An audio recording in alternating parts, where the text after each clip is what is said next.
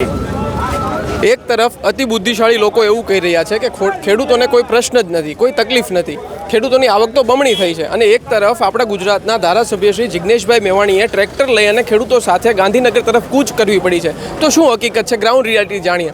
ધારાસભ્ય શ્રી કેમ રોડે ચડવું પડ્યું આપણે? અત્યારે ગુજરાતની અંદર ખેડૂતોમાં એક ભયંકર આક્રોશ છે અને આક્રોશ એ વાતનો છે કે ખેતર અમારા, જમીન અમારી અને અમારી મરજીની વિરુદ્ધ અદાણી, અંબાણી, પાવર ગ્રીડ વધે કંપનીઓ વીજળીના થાંભલા, વીજળીની લાઈનો નાખી રહી છે. વીજળીની લાઈનો નાખી એમાં ખેડૂતોનો વિરોધ નથી, પણ એ લાઈનો સબબ જે જમીનનું સંપાદન કરી રહ્યા છે એના સિવાયની બાકીની ખેતીની જમીનમાં પગ પેસારો કરે એનું વળતર આપવું નથી. 2013નો ભારત સરકારનો જમીન સંપાદનનો કાયદો એવું કહે છે કે કોઈપણ ખેડૂતની જમીનમાં તમે સંપાદન કરો તો જંત્રીના નહીં, બજાર કિંમત જે માર્કેટ પ્રાઇસ ચાલતી હોય, માર્કેટ રેટ જે ચાલતો હોય એના 4 ગણા વળતર ચૂકવું. તો અદાણી, અંબાણી, પાવર ગ્રીડ કરોડપતિ, અરબપતિ, ખરબપતિ માણસ છે. તો ગુજરાતની ભાજપ સરકારે કહેવું જોઈએ, અરે કંપનીવાળાઓ આપો મારા ખેડૂતોનો પૈસા, કેમ નથી કહેતા?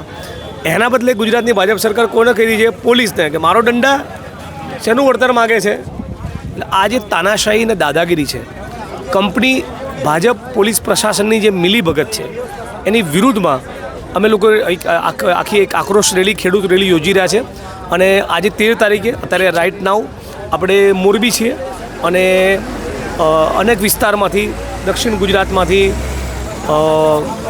ઉત્તર ગુજરાતમાંથી, ખાસ કરીને સૌરાષ્ટ્રમાંથી બધા 15મી તારીખે ગાંધીનગર ખેડૂતોની લગભગ 1111 ટ્રેક્ટરોની હારમાળા પહોંચશે.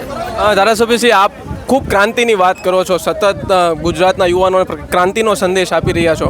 શું માનો કે આ શરૂઆત છે નવી ક્રાંતિની? બિલકુલ. ગુજરાતમાં જ નહીં, આખા દેશમાં જે પ્રમાણે પ્રચંડ બેરોજગારી છે, જે પ્રમાણેની ભયંકર મોંઘવારી છે, દુકાનદારો, ખેડૂતો, પશુપાલકો, ખેતમજૂરો, યુવાનો બધામાં આક્રોશ છે.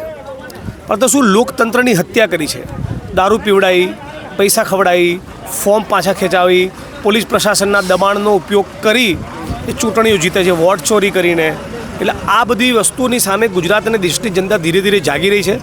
મને એવું લાગે છે ગમે ત્યારે આ એક્સપ્લોડ થવાનો છે, એક મોટી ક્રાંતિ, શું કહેવાય, જ્વાળામુખીના ટોપ ઉપર તારે હિન્દુસ્તાન, આપણો દેશ બેઠો છે. શું કહેશો, આ યાત્રા સફળ ન થાય અને સરકાર ન સાંભળે તો આગળ જિગ્નેશભાઈ મેવાણી શું કદમ ઉઠાવે? જિગ્નેશભાઈ મેવાણી કંઈ નથી કરવાનું, ખેડૂતોએ કરવાનું છે.